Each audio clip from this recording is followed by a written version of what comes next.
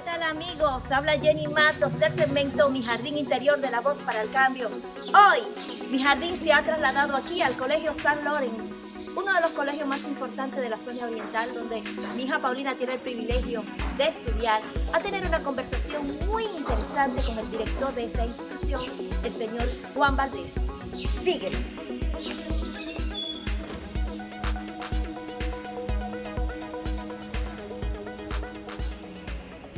¿Qué tal, amigos? Jenny Matos de su segmento Mi Jardín Interior.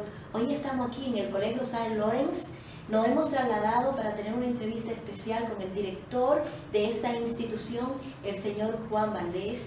¿Cómo está, señor Valdés? Encantadísimo de recibirte por Un saludo a esa gente que nos está viendo. Un saludo a todos y a todas los que nos ven. Muchísimas gracias por estar en el segmento el día de hoy.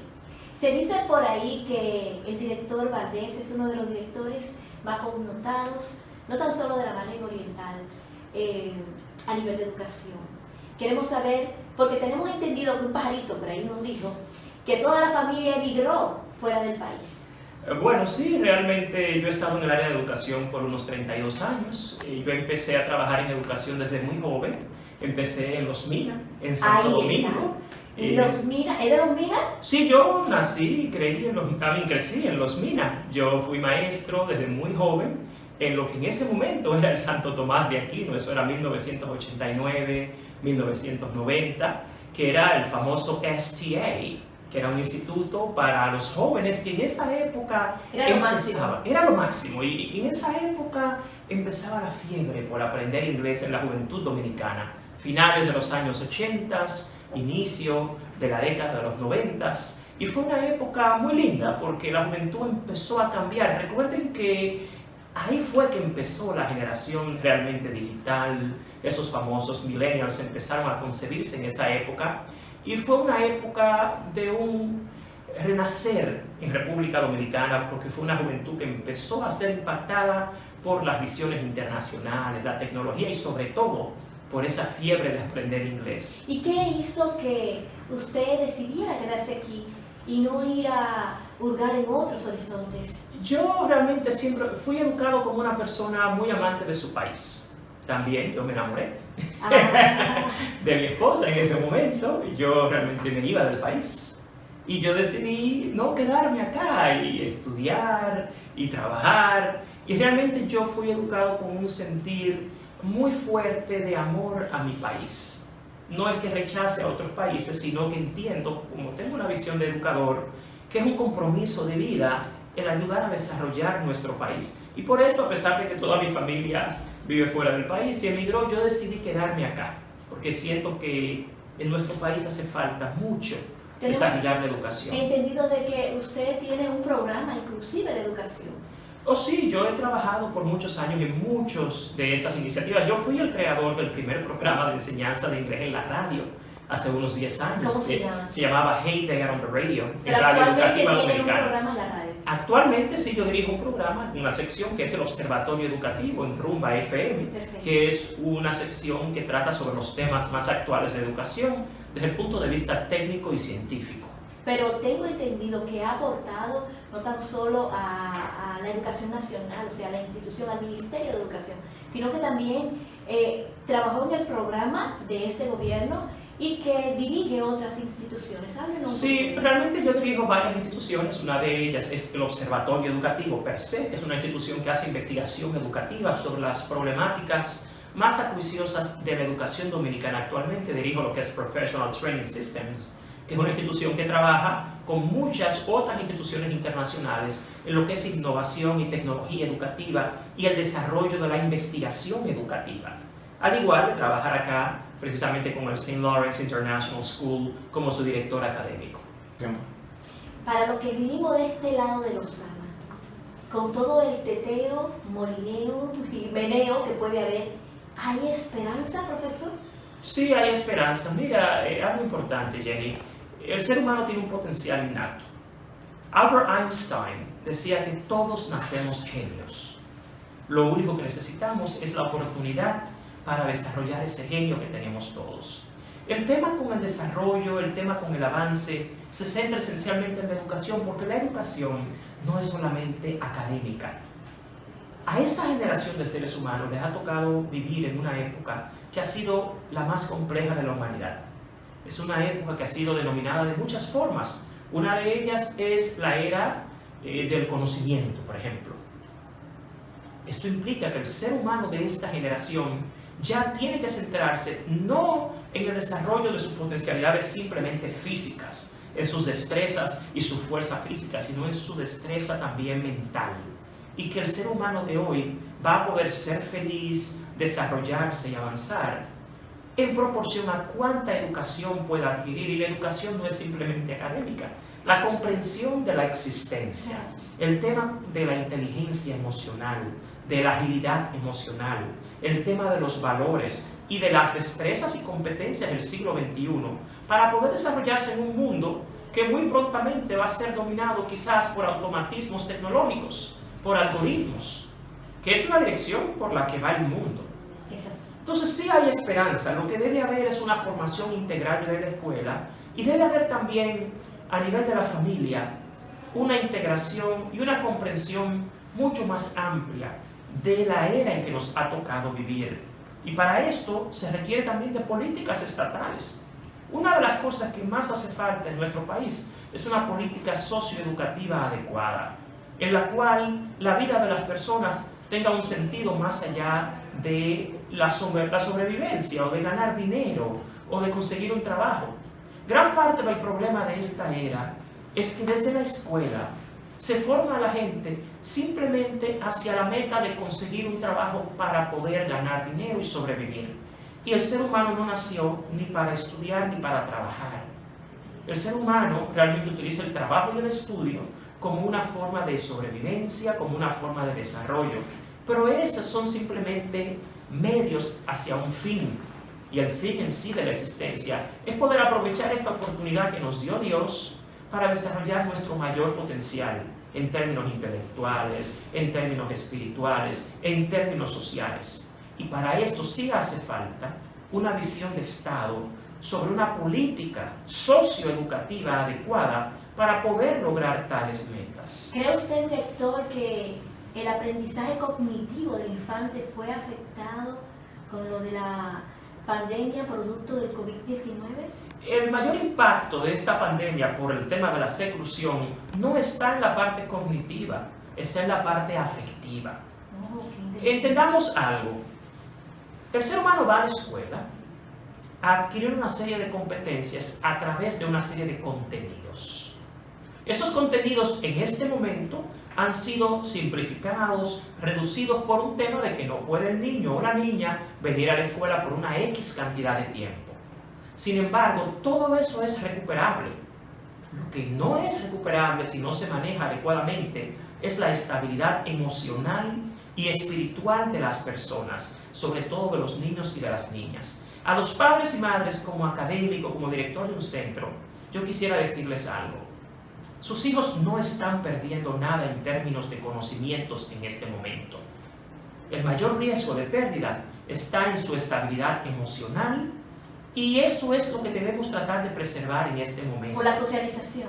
Por la socialización, por el aislamiento, por la exposición masiva, excesiva a la parte también tecnológica, que los niños se encierran en un celular, en una tableta, en una laptop, en un computador en general, y no pueden entonces realmente interactuar con el mundo que sí los rodea, que no es lo que está en estos equipos. Entonces hay algo que se llama una sobreexposición a un mundo que es virtual y no es real. También usted ha dicho lo más importante, ¿sí?, que es la parte de socializar.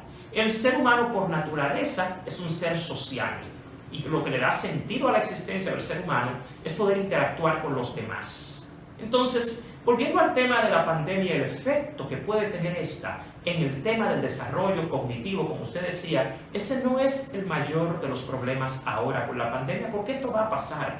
Además, yo sostengo como académico que algo que decía un gran educador del siglo pasado, que era el doctor John Dewey. John Dewey decía que se educa para la vida, no para la escuela. En tal sentido, lo que los niños están atravesando ahora es un aprendizaje para la vida. Ellos quizás no están teniendo el mayor desarrollo en ciencias, en matemáticas, pero sí están aprendiendo otras destrezas que son muchísimo más importantes para su vida, como la resiliencia, como la paciencia, como la perseverancia, como también la paz interna, aprender a dominar esto. La calma. Sí, decía un gran escritor que el hombre que puede controlar a los demás es un hombre grande, pero el hombre que puede controlarse a sí mismo es el hombre excepcional. Y este es el tipo de habilidades que los niños y niñas ahora también están aprendiendo a desarrollar. Ese autodominio, ese autocontrol que deben en la casa aprender a desarrollar ahora. Por ejemplo, cuando te dicen ponte la mascarilla, cuando te dicen no salgas, eso requiere de una fuerza psicológica y de una dinámica de autodominio que los niños están aprendiendo ahora y que deben aprender. Esta pandemia, en mi opinión académica, el mayor impacto no va a estar en el tema académico ni en el tema cognitivo. Yo entiendo que en esta pandemia es una gran oportunidad para desarrollar la unidad familiar. ¿Se puede crecer entonces en medio de Se puede crecer mucho. Yo le digo la realidad. Esta pandemia nos ha dado una gran oportunidad de crecimiento. Crecimiento ¿Qué ha valido personal. la pena, se puede decir? Bueno, nadie quiere las muertes que se han dado. Realmente, yo lo que creo es que toda crisis es una gran oportunidad. Entonces, tenemos una crisis, ya hay que encararla. Esa es una primera lección que los niños aprenden y aprenden los adultos. Ahora, en medio de esta crisis, de esta evolución que produce la pandemia, ¿cómo podemos sacar el mayor provecho? Y es lo que he dicho. Ahora mismo, el tener la resiliencia para seguir adelante es una gran habilidad que te sirve más que las ciencias, que las matemáticas, que la literatura, porque es un aprendizaje para la vida, es una competencia de la vida real.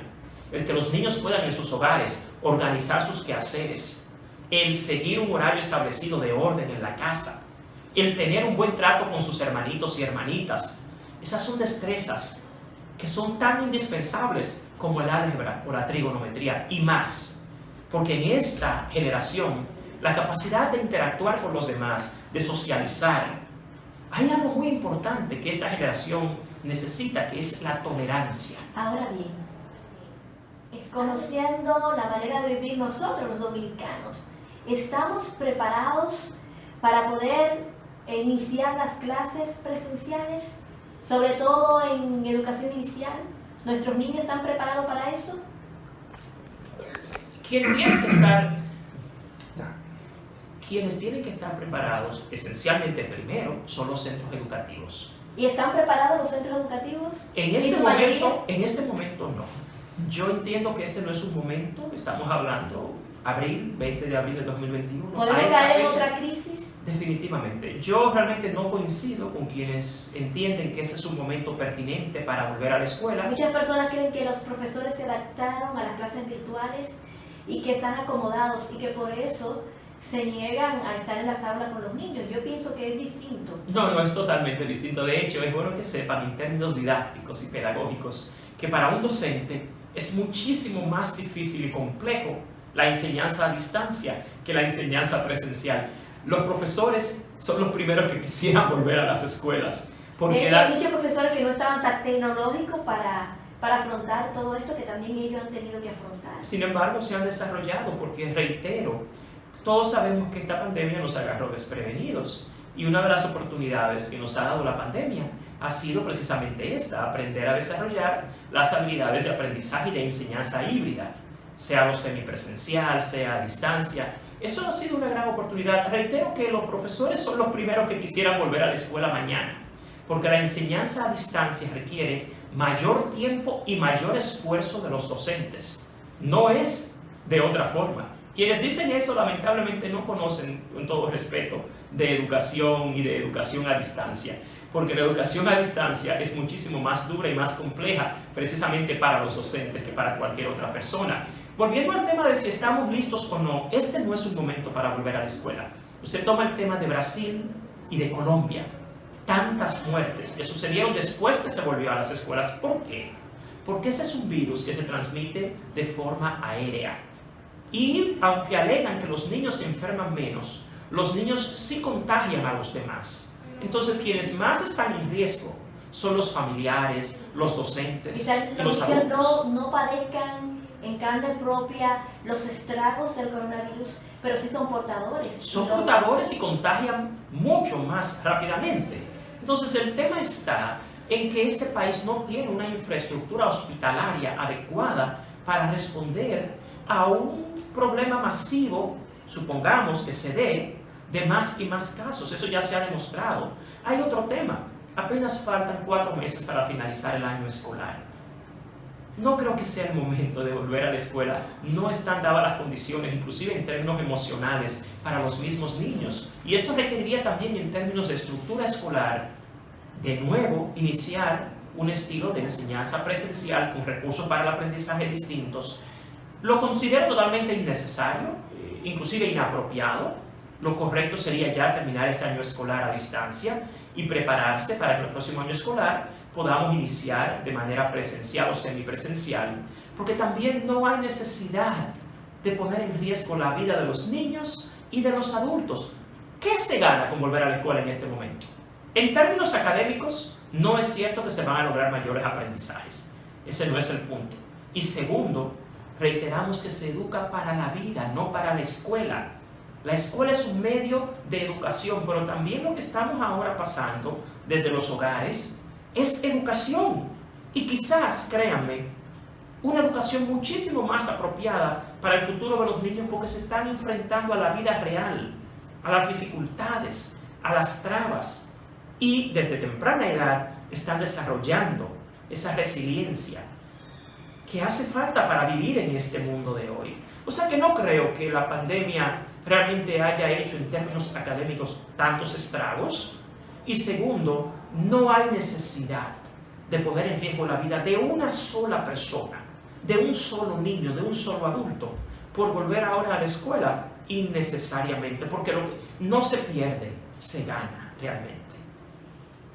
Queremos un último consejo en un minuto a todos esos padres que están batallando en que al término o llevo a mis hijos de vacaciones o qué hago, qué se hace en ese tiempo de vacaciones, cuál es el premio, se debe premiar, o sea, se debe sacar o se debe invertir en, como muchas personas hacen, que toman vacaciones de verano. ¿Cuál es el consejo a todas esas personas? Bueno, esto lo va a determinar el rumbo que siga la pandemia. Fíjense, ahora mismo, en este momento, a raíz de la Semana Santa, ya tenemos un índice de positividad muchísimo más alto en el país.